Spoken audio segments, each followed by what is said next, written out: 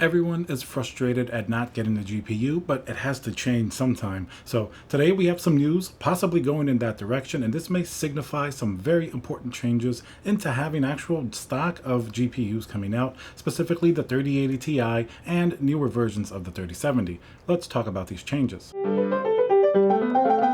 Hey guys, Thiago with Classical Technology here. Some say every time you subscribe and smash that like button, Nvidia thinks up of another little gimmick to put in these GPUs, hoping that perhaps it's going to at least seem to gamers that they're trying to make a difference. Alright, so let's talk about the topic at hand. It's unavoidable. As much as we may try to just bury it, not talk about it at all, it's terrible what's going on with GPUs now. Everybody's disillusioned with PC gaming. People don't want to hear about PC hardware, but it really has to change at some point because the hardware that's out there is really fantastic when you do get your hands on it. I mean, some of the games are a little bit hit or miss, like Cyberpunk 2077. I personally enjoyed playing it, but it was reportedly filled with a lot of issues, not really helping sort of where PC gaming is going. And certainly we don't want to imagine that every single GPU that we think is awesome as an enthusiast is basically just gonna go live its life in the mines and, you know, a dark, cold, or really hot, I should say, sort of existence where, okay, at least it's making money and doing whatever,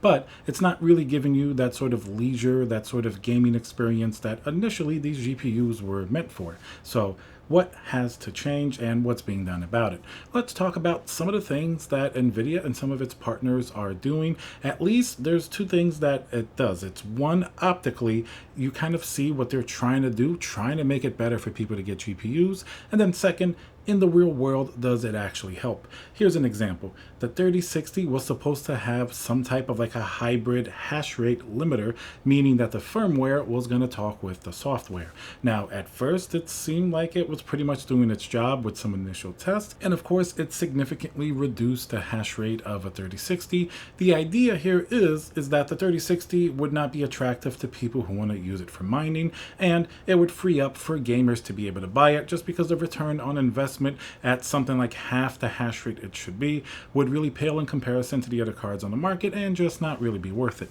But that's the optics of it. The second real world implication, very quickly Nvidia sort of botched that whole operation. They even accidentally released a beta driver that actually unlocked the mining potential. Not to mention people were already finding workarounds around this, like using headless HDMI adapters on the GPUs themselves in order to bypass any type of like a hash rate limit, especially when they want to add multiple GPUs to their system. So that first pass did not work. So be aware of this. It really was sort of a failure. The 3060 is just as expensive and sold out as the other GPUs. Certainly didn't work. Optically, maybe for a day or two, if somebody didn't really know what's going on in the GPU market, perhaps they could look at Nvidia as trying to do something to make the situation better. But in the real world, it didn't work.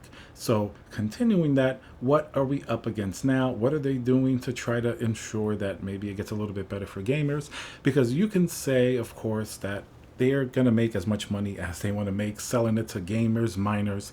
They don't care if they sell 100 in a pallet or if they sell one to you, the gamer. Maybe you want to, even mine one or two systems or just play your games and never mine at all. You could say they don't care where it goes, but that's not necessarily true because over time, the Nvidia brand is really built on this GeForce gaming. It's really a big part of where they've been. I mean, the gaming element is very important. So while technically, yes, in a hot market like this where everybody wants to get a GPU, you can make the argument they don't really care where it goes. But I think if this continues in the long run, you're going to have a lot of people turned off by PC gaming simply because they're not really able to get any of the hardware. And that's really going to reduce that market considerably. Maybe people will move over to perhaps AMD. Maybe if AMD does the same thing, which looks like it's pretty much where it's going, they may implement some type of cloud gaming if that works in the future, minimizing the need for any hardware. A lot of people probably will go to consoles. Xbox Series X and the PlayStation 5 are really capable machines, and even though they're very difficult to find, certainly they seem a little easier than some of these newer GPUs now. So a lot of gamers may actually jump ship and go to that. So over time, you may have a very significant dilution of the gamer market if it continues the way that it is. And you could say maybe Nvidia still won't care because they're selling everything they make to whatever gamers are left, as well as miners and those type of operations. But you have to remember cryptocurrency, as new and interesting as it may be, is very volatile. We've had periods where stuff like Bitcoin booms very high, then it drops a significant, very violent amount. We're talking about huge swings, and all of this affects mining. For example, after the 2017 mining boom of Bitcoin and Ethereum, everything sort of really dropped for a few years, and it's only been recently that it's gone back up. So if that happens again, what we're going to see is going to be a mass exit of most people buying the GPUs for mining if it proves to be unprofitable, and then Nvidia is going to have basically the gamer market being the largest portion of their sort of sales, like it generally is typically supposed to be if you discount all of the mining sales and things of that nature. So their brand image may perhaps be tarnished by that fact, with all the gamers going away. Of course, the market is so big now after all of the shutdowns from last year that there are certainly a lot more gamers, but it really looks like, if you look at any other YouTuber, if you look at any tech news, people are really tired of the current situation that's happening now. So that's certainly going to make it much, much tougher to have that gamer audience when perhaps cryptocurrency is always going to stay like this, and that's going to be the new thing, and gaming is just going to be relegated to a very small niche market, which I hope it isn't the case. Maybe both can grow together, but whenever there's another sort of really big drop in cryptocurrency mining demand, Nvidia is going to have to rely on the gamers. So that's why they really have to make efforts to make sure that both optically as well as what's going on in the real world will actually ensure that gamers stick around. So now, are they doing anything in terms of making gamers at least feel like they still are a priority and not everything has been relegated over to sort of the mining industry? Well, the thing that they're continuing what they did with the 3060. For example, there's a release from Galax 3080 Ti as well as the 3070 that already has the hash rate limiter implemented for Ethereum. So this is going to take a GPU and basically cut, it's a little bit more than half depending on the GPU and the exact calculation, but it seems like it slices it. You can pretty much generalize and say half or a little bit less, which is pretty significant. If you buy something like a 3080 or a 3080 Ti, right now they're going to be GPUs that are going to be well over $1,500 to $2,000, especially on the secondhand market. Not to mention MSRP prices are very high still, and you're getting half the performance and you're a miner.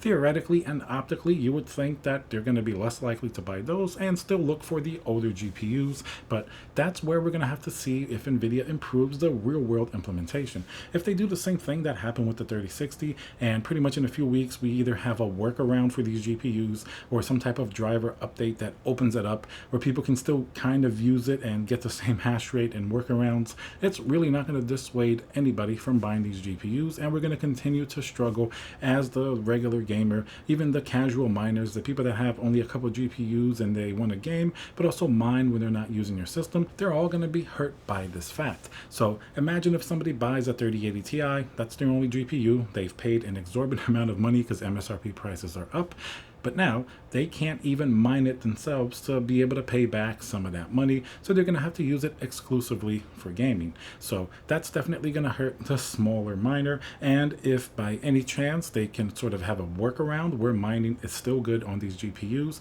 if Nvidia does to them like they did with the 3060, that means that the GPUs will continue to be even more expensive and harder to get. So it's kind of like a situation where nobody really wins. The only way would be for more product to be produced than the demand has shown that it needs, but as we've seen so far, that's really not going to be likely anytime soon unless there is a major change in the demand for cryptocurrency mining GPUs. But at least for now, that doesn't look like it's going to happen. But as we've seen with very volatile cryptocurrency, sometimes there are changes within a day or two that are extremely extreme. I mean, you'll have big dips of like 20%, you'll have stuff really drop, and if that continues long term, that could certainly make a big effect on the current GPU market. Alright guys, so let me know what you think about possible things that Nvidia is doing to maybe make this a little bit better. We all know that most likely it's not really going to improve anything until the external forces on the actual market conditions improve, so we just have to wait and see, but at least they're trying something. I mean, it'd be another thing if they just completely ignored it and went 100% towards just selling everything that they can, but at least it's something that they're trying. We'll see what effect it has, but I still think that at least this year year 2021 is going to continue to be absolutely impossible for getting new hardware. Remember to subscribe, smash that like button, and I'll see you guys on the next video.